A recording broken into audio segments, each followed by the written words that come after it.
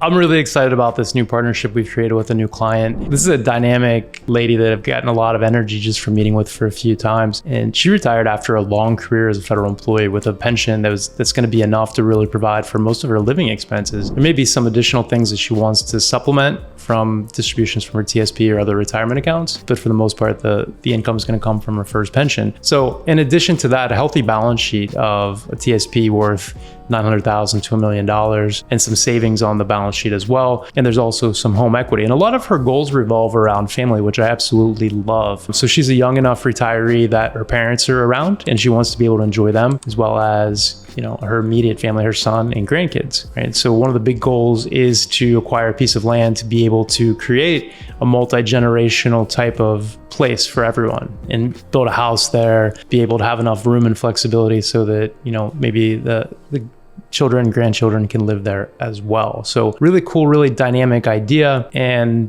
wanting to maybe keep working a little bit in these early years of retirement, which I think is also amazing. What our job really here is to help her, make these dreams become a reality, right? So how can we make this land purchase happen? It's a little complicated because the majority of our assets are tied up in retirement accounts. And so we're going to need to really be careful on how we structure that from a tax standpoint. And how do we want to access the money? What's the best way to do this? So we're going to be working through some different scenarios to try to sort that out. And we're also going to want to be smart about positioning her retirement account so that it will provide a little bit of income when she needs it down the road. We also want it to continue to grow, keep up with inflation.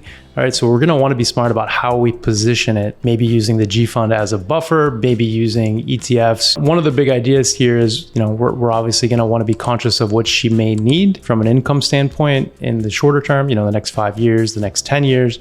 And then we're going to want to be smart about how we position the assets, in that interim bucket and in the longer term bucket so that we can provide the opportunity for growth over the longer term to make this thing keep working for her. So lots of stuff going on from that standpoint. We're also firming up some of the details around the insurance coverages she has within her plan. She doesn't have a strong need for insurance, but still paying for FEGLI. So we're going to be looking at that, as well as taking a look at the estate plan, which does include a trust at this point and some updated documents. So great job from that standpoint. Just firming up some of these other things and really, getting to work, making some of these goals a reality. So I'd encourage you to think through your situation in the same terms, think big, make it happen.